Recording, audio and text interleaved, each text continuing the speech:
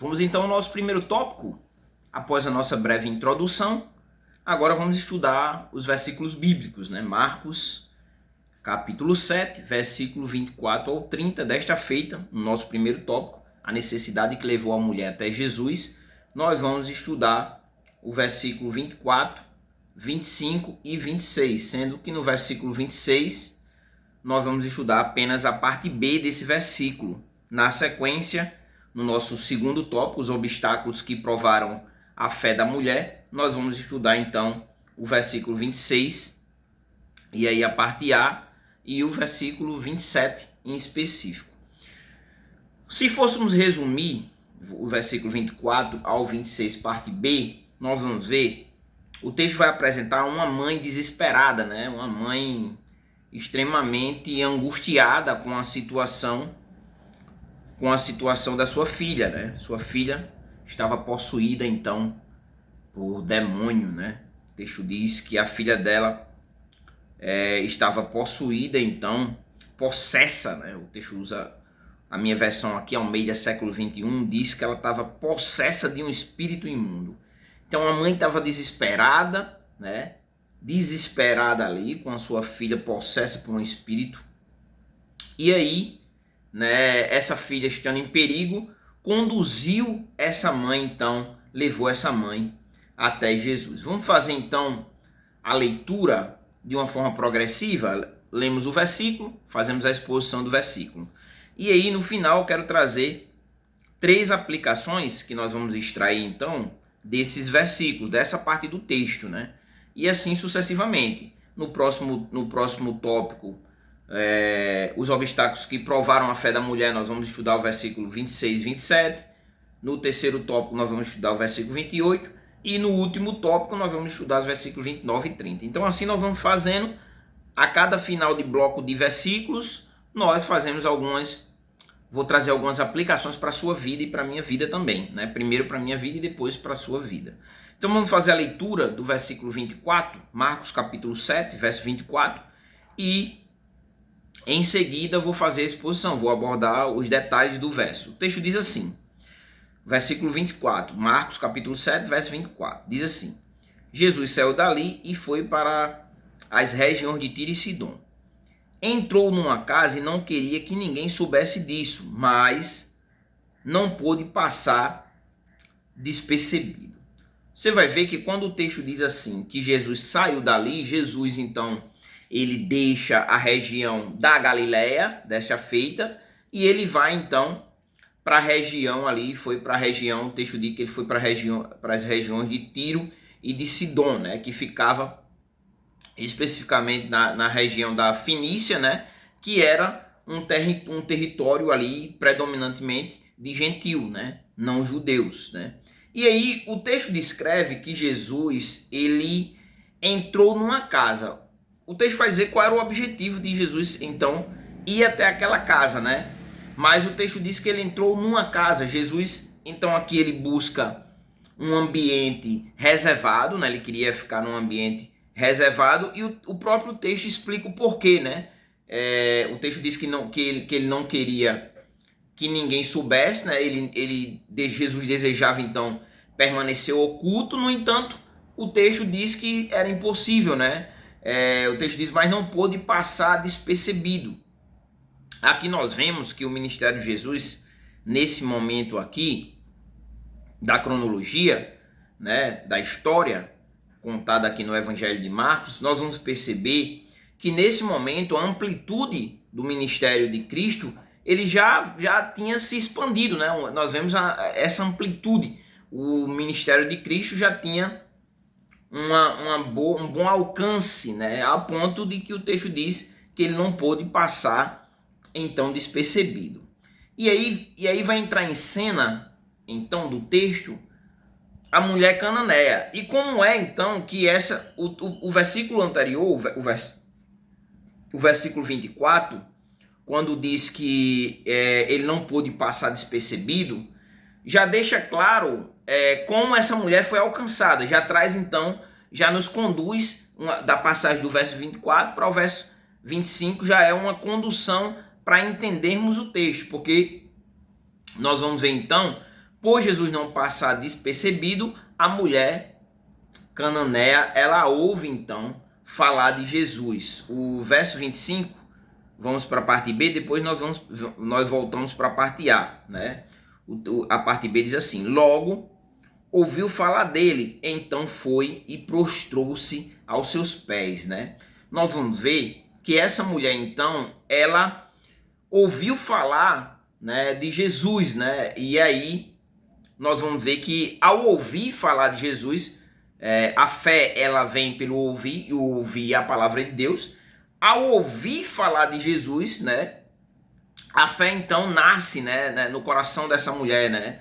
É gerada no coração dessa mulher porque ela ouviu, alguém falou, olha, alguém sabia da situação dela e falou, olha, existe um homem, esse homem chamado Jesus, ele expulsa demônios, procura ele. E aí gerou a esperança, né? A fé dela nasceu ali, né, ao ouvir sobre Cristo, né? E aí ao ouvir e gerar fé, nós vemos que vem a parte da ação, né? O texto diz, então foi, né? A fé então produziu na vida dessa mulher movimento, né? Conduziu ela até Jesus. E aqui nós temos uma atitude da mulher ao se posicionar em ir até Jesus, em tomar a decisão, eu vou até Jesus porque ele vai libertar minha filha, eu vou até Jesus porque se ele expulsa demônios, se ele cura, se ele liberta, vai libertar então minha filha também. E o texto diz que ela vai até Jesus então e ela se prostra aos pés de Jesus, né?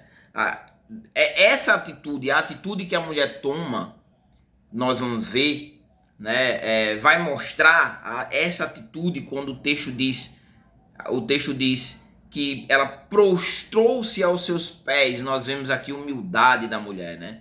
A humildade diante de alguém que podia fazer algo pela vida dela. Mas não só isso, mas o texto também expressa a reverência da mulher. Ela reverencia Jesus ali, né? Como alguém, né, enviado de Deus, como alguém mensageiro de Deus, como alguém ali que tinha poder, né? Porque ela vai se colocar, nós vamos ver que ela vai se colocar na dependência de Cristo, para que Cristo realize então o milagre. Então o texto mostra a humildade da mulher, a reverência da mulher e a sua dependência de Cristo, né? Se nós observarmos aqui, existe uma progressão, né? Existe o texto é uma progressão. Primeiro, nós vamos ver que ela ouve falar de Cristo.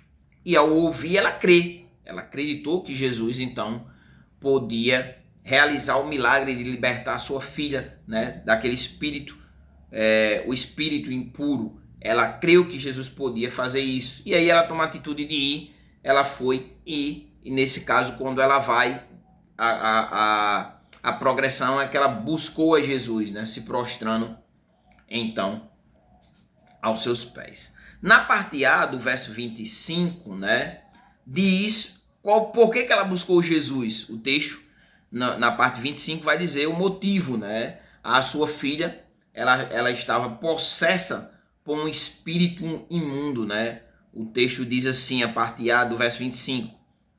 E certa mulher, cuja filha estava possessa de um espírito impuro, né? Certa mulher aqui, o texto não traz, não coloca a mulher ali como, não destaca a mulher, quem era a mulher, quem era a família daquela mulher, mas o texto apresenta ela como uma pessoa, apresenta essa mulher como uma pessoa anônima, né? Anônima para mim, para você, para os leitores de modo geral. No entanto, ela não era alguém desconhecida de Deus, né? Porque Deus ela vai ser agraciada então com as bênçãos de Deus na sua vida, e desta feita a bênção que ela buscava, que seria então a libertação da sua filha. Ela queria que a sua filha alcançasse então a libertação, né, desse espírito ali que atormentava, esse espírito impuro que atormentava a sua filha, né? E aí o texto diz, e certa mulher cuja filha, né, foi o motivo, ela foi até Jesus pela necessidade não dela, né? Ela não foi buscar Jesus por causa dela mesma, buscando algo para ela, mas em prol da sua filha, né? E o texto, e a partir do verso 25 diz que a filha dela estava possessa de um espírito impuro, né? A filha dela estava sendo atormentada por uma ação demoníaca, opressiva e espiritual. Veja aí, né? Muitas pessoas hoje se encontram dessa forma. Muitas pessoas vivenciam uma opressão demoníaca sobre a sua vida, né? E não têm muitas vezes consciência, ou muitas vezes procuram ajuda em vários ambientes para que alcancem então a resolução daquele problema que está enfrentando, mas muitas vezes não entende que é um problema espiritual. Essa mulher teve discernimento espiritual. Ela entendeu que aquilo ali era uma ação demoníaca, opressiva e espiritual que estava ali atuando sobre a filha dela, né? E aí ela procurou alguém que tinha poder e autoridade espiritual para resolver o seu problema, e essa pessoa era Jesus. No verso 26, né, nós vemos então, no verso 25, nós vimos que ela prostrou-se diante de Jesus, né, como forma de reverência e humildade ali, reconhecendo quem era Jesus e o que ele poderia fazer por ela. No entanto, no verso 26 e a parte B em específico, nós vemos qual foi o que ela externou ali após ela reverenciar Jesus, né? E aí o texto diz assim, a parte B do verso 26. A parte A nós vamos ler no próximo tópico, no tópico 2 do nosso estudo. O texto diz assim: e suplicava-lhe que expulsasse de sua filha o demônio. Então, suplicar aqui, né? Nós vemos uma oração da mulher, uma oração insistente, persistente, mais ou menos parecido com o cego Bartimeu, quando clama a Jesus em Marcos capítulo 10, caso não esteja enganado, né? O cego Bartimeu também clama a Jesus, inclusive passa por algo parecido com essa mulher, porque quando ele clama, né, a Jesus, 10:46, isso mesmo, nós vamos ver que o cego Bartimeu foi repreendido, né, quando ele clama Jesus Nazareno, né, filho de Davi, tem compaixão de mim, né? E o texto diz que muitos o repreenderam ali, e ele persiste, semelhante ao que essa mulher também vai fazer, né? Então ela suplica ali a intervenção de Jesus sobre sua filha, né? De uma forma insistente, né? E o que ela queria era que o demônio, então, fosse expulso de sua filha, né? Aí aqui é interessante, porque ela reconhece então que Jesus tem autoridade sobre o mundo espiritual. Por que não procurar, por exemplo, outro mestre, né? um rabino, procurar um fariseu, procurar um saduceu, para que expulsasse ali então o demônio de sua filha? Porque ela acreditava, né? Ela creu que Jesus, ele tinha essa autoridade sobre o mundo espiritual, né? E não os fariseus ou os saduceus, né? O que despertava sobre esses líderes religiosos a inveja, o que levou eles inclusive a tentar de todas as maneiras perseguirem Jesus e encontrar alguma falha que pudesse acusar Jesus, até que conseguiram através ali de uma perseguição intensa, né, conduzir Cristo até o tribunal, né, e condenar Jesus, mesmo ele não tendo cometido crime algum. Diante disso, nós podemos então extrair, né, primeiro tópico do nosso estudo, a necessidade que levou a mulher até Jesus. Nós vimos que a necessidade foi porque a sua filha estava possessa de um espírito impuro, e ela tem atitudes, como nós vimos. Ela foi, né, ação, ela chega até Jesus, ela se prostra aos seus pés, e ao se prostrar aos seus pés, ela suplica a Cristo, né, para que Jesus realize ali a libertação de sua filha. Até aqui nós vamos parar no nosso primeiro tópico para fazer algumas aplicações, né? Nosso primeiro tópico, eu vou extrair aqui dessa parte do texto 3 aplicações para nossas vidas, né? O que nós podemos então aprender com a atitude dessa mulher, com esses versículos e aplicar nossas vidas, aplicar o nosso cotidiano. A primeira aplicação aqui, a primeira aplicação que eu quero trazer, né, é que muitas vezes a necessidade de muitas pessoas afastam elas de Deus, né? Algumas pessoas até se tornam ateu, deixam de acreditar em Deus quando passam por uma situação tão extrema, né, que dizem assim, um exemplo é até mesmo a mulher de Jó ali, que quer que ele até amaldiçoe Deus, né? Culpar Deus pelas coisas que estavam acontecendo ali na vida dele, né? E assim é muitas pessoas, diante das necessidades, muitas pessoas se afastam de Deus, abandonam a Deus, não querem saber de Deus, culpam a Deus, né? Mas aqui nós podemos extrair, com base então nas atitudes que essa mulher teve, né, que a necessidade ela deve nos levar a buscar o Senhor. Quando nós vamos lá para o Salmo 50, versículo 15, nós vamos ver que na angústia nós devemos, né, a angústia, a tribulação, né, os momentos difíceis, né, onde você se encontra angustiado, deve nos levar a invocar o nome do Senhor. Não a murmurar, não a abandonar o Senhor, não virar as costas para o Senhor, não deixar o Senhor de lado, não culpar Ele, mas deve nos levar à angústia, deve nos levar a invocar o Senhor, né?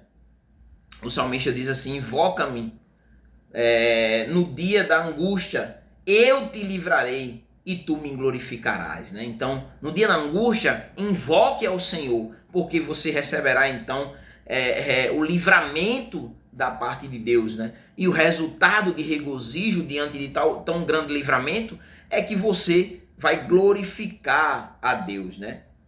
De uma forma bem simples, né? A lição então extraída é que nós não devemos permitir que a necessidade nos afaste de Deus, mas pelo contrário, nós devemos fazer com que a necessidade nos aproxime de Deus, não nos afaste de Deus, mas nos aproxime dele. O salmista também no Salmo 34, versículo 17, vai nos trazer que na necessidade nós devemos clamar ao Senhor, né?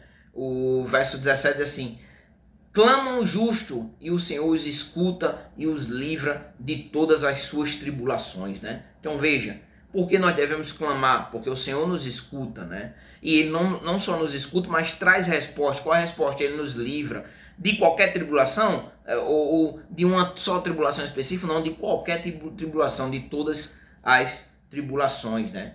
E aí outro ponto ainda, outra lição da nossa primeira aplicação, é que nós devemos fazer da nossa necessidade uma razão para buscar o Senhor, né? Então, a necessidade deve nos levar a buscar o Senhor. Nós devemos buscar o Senhor de forma ininterrupta, né? Em todos os momentos de nossas vidas, sejam momentos bons, sejam momentos ruins. Mas a tribulação, ainda mais, vai nos aproximar de Deus, porque vai colocar nossas vidas na dependência de Deus, assim como essa mulher. O profeta Oséias, no capítulo 6 e o verso 3, diz assim, conheçamos e prossigamos em conhecer o Senhor. Porque muitas pessoas murmuram, então, né? Porque na necessidade nós devemos, né, intensificar a nossa busca por Deus, né? Buscando conhecer mais Deus, né? Na necessidade nós devemos prosseguir em conhecer mais, sabendo que o Senhor cuida de nossas vidas e que Ele vai trazer a providência, né, diante das dificuldades que nós possamos estar ou vivenciarmos na nossa existência humana enquanto estivermos aqui nessa terra, né, vivendo aqui nessa terra, enquanto nós não passarmos para o Senhor, então nós vamos viver momentos de adversidades, sabendo que Deus, Ele é providente em nossas vidas e o desejo dele é que nós o conheçamos cada vez mais e muitas vezes as situações adversas nos conduzem a se aproximar mais dele, ter mais intimidade com ele, né? Vai nos fazer bem, todas as coisas, como diz o apóstolo Paulo, cooperam para o bem daqueles que amam a Deus. Então a primeira aplicação é, a necessidade deve nos levar a buscar o Senhor. Então tá difícil? Busca o Senhor. As coisas estão complicadas? Busca o Senhor. Ele está te chamando. Você tem acesso agora ao trono da graça, né, de Deus, ali, né? Deus, Ele está disposto, Cristo está ali do lado de Deus, intercedendo por minha vida e por sua vida, é o nosso advogado, né? Então devemos buscar ao Senhor nos momentos de dificuldade. Um outro ponto é que a verdadeira fé, ela nos leva a confiar no poder de Cristo. Você vê, a fé da mulher era uma fé verdadeira, né? Ela confiava que Jesus podia, né, libertar sua filha desse espírito impuro, né? A fé é verdadeira. Se existe fé verdadeira, existe uma falsa fé, que não é a fé verdadeira, que é a fé em algo que não o próprio Cristo, né? Hebreus 11:6 vai nos dizer que a fé nos leva a buscar a Deus, a verdadeira fé, porque a falsa fé, né, nos afasta de Deus, né, porque vai fazer com que nós nos apeguemos a qualquer coisa e promovamos essa coisa como sendo a fonte de nossas vidas, o centro de nossas vidas, e vamos nos decepcionar, porque se as nossas vidas não estiverem centralizadas em Cristo, logo nós vamos nos decepcionar. Mas a fé deve nos levar a buscar a Deus, né? Hebreus diz assim, o autor de Hebreus, no capítulo 11, o verso 6, sem fé é impossível agradar a Deus. Então, preciso ter fé, acreditar que Deus, ele pode realizar, né, as suas bênçãos em minha vida, né? E o texto diz, pois é necessário que quem se aproxime de Deus creia. Você precisa crer. O que a mulher fez, ela creu, né, que ele existe e recompensa os que o buscam. Ela creu e a sua crença a levou até Cristo, ao ponto dela ter certeza de que Cristo traria a libertação de sua filha, que seria então a sua recompensa, né? Então a fé reconhece que Jesus pode agir. Quando nós vamos lá para Marcos, no capítulo 9, versículo 23, você vê que a fé reconhece o poder de Jesus, né?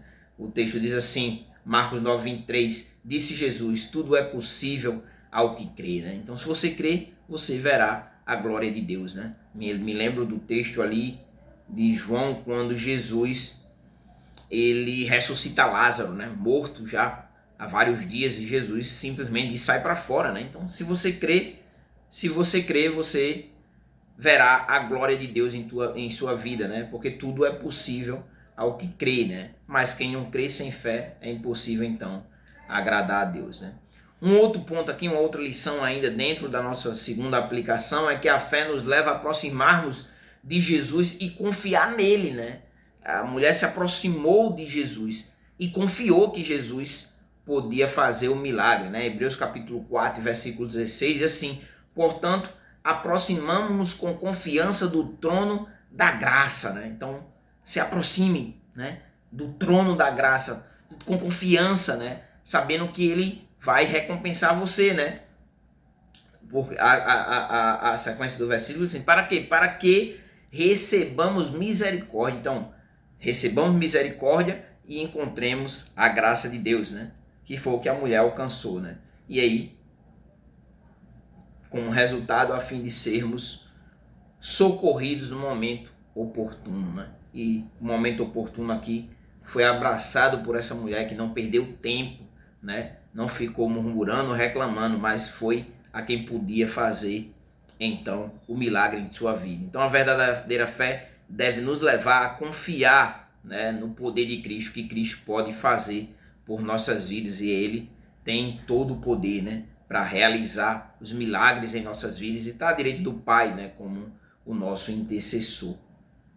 A última aplicação, para que nós finalizemos a nossa exposição, é que nós devemos levar a Deus, né, a Cristo, a Deus, não somente, né, as nossas súplicas, mas a de outros, né? Então nós podemos então sermos intercessores, né? Não somente clamarmos pelas adversidades das quais nós passamos, e é justo clamar pelas suas tribulações, pelas suas angústias, por aquilo que muitas vezes você vivencia, é justo, você deve clamar sim, mas também de outros, né? Nós devemos então levar a nossa necessidade e a de outros então a Cristo, né?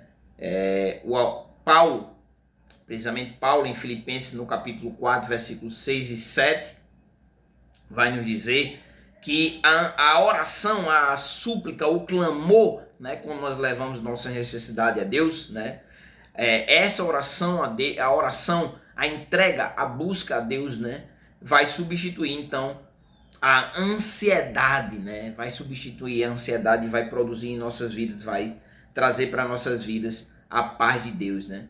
O apóstolo Paulo diz assim: não andeis ansiosos por coisa alguma, pelo contrário, sejam os vossos pedidos plenamente conhecidos diante de Deus por meio de oração, súplica e com ações de graça, né? Então veja, nós devemos ir até Ele, né?